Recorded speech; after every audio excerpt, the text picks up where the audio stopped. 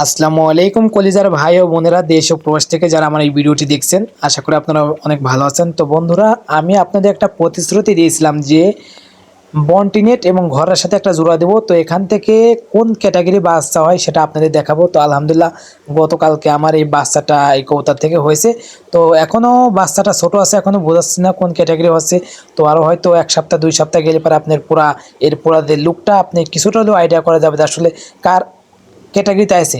তো আরেকটা কথা বলি, আমি কিন্তু এখন দেখবেন যে রিসেন্টলি আমি ইউটিউব চ্যানেলে বেশি একটা ভিডিও আপলোড করছি না। বর্তমানে আমার কাজের অনেক প্রেশার এবং ব্যস্ততার কারণে আমি ভিডিওগুলো আপলোড করছি না।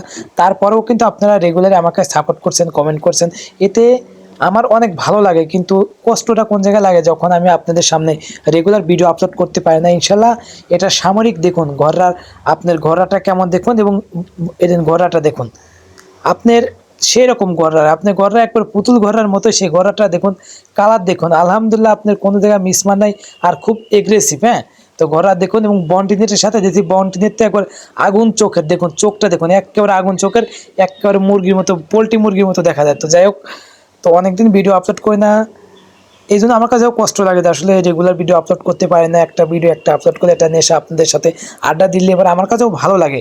কিন্তু এই আপনাদেরকে কষ্ট পাবেন না ইনশাল্লাহ, এটা সাময়িক সময়ের জন্য। ইনশাল্লাহ পরবর্তী হয়তো 1-2 সপ্তাহ লাগবে, তারপর আগে যেরকম ভিডিও আপলোড করতাম ইনশাল্লাহ রেগুলারই আপলোড করতে পারবো।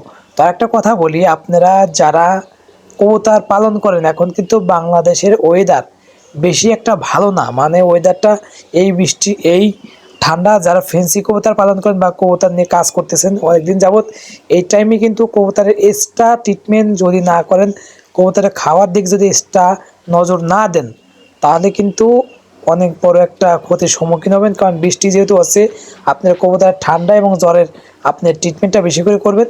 তো দেখুন, আমি বাচ্চাটা আপনাদের দেখানোর চেষ্টা করবো। হ্যাঁ, তো বাচ্চাটা আসলে দেখাতে চাচ্ছে না। এর আগে আমি একবার এরকম একটা বাচ্চা দেখাতে, বাচ্চাটা মারা গিয়েছিল, তো এই জন্যই আমি দেখাতে পারছি না। তারপর আমি যতটুকু পারি, দেখুন বাচ্চাটা আলহামদুলিল্লাহ অনেক ভালো আছে। এই ডিমটার থেকেও বাচ্চা হবে কিনা এখনও জানি না। তো বাচ্চাটা এখনও পুরোপুরি দেখানো যাচ্ছে না। ইনশাল্লাহ 2-1 দিন গেলে পরে পুরো বাচ্চাটা দেখাবো, যেহেতু নতুন বাচ্চা হয়েছে। আর এখন যদি এই বাচ্চাটা একটু গোতা লাগে, হয়তো কোনো একটা দুর্ঘটনা ঘটতে পারে, এই জন্যই আমি দেখাচ্ছি না। আর একটা কথা বলি, আপনারা যারা কবুতর পালন করেন অবশ্যই এরকম আনকমন জাত, আনকমন ব্রিডে যদি কাজ করতে পারেন, তাহলে আনকমন রেয়ার কালেকশন যেটা বলে, সেই রেয়ার কালেকশনের আপনার কবুতর হতে পারে।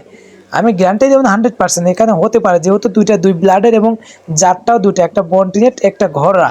মানে ঘররা হলো বাংলাদেশের জাতীয় যে কবুতরগুলো, সেরকম আপনি কেমন ক্যাটাগরি ঘররাটা আপনার ধরেন যে এখন বর্তমানে আপনার বাংলাদেশে একসময় আমি দেখেছিলাম জালালি, ঠিক কিন্তু এখন বর্তমানে ঘররাটাই কিন্তু আপনার বেশি চলে আসে।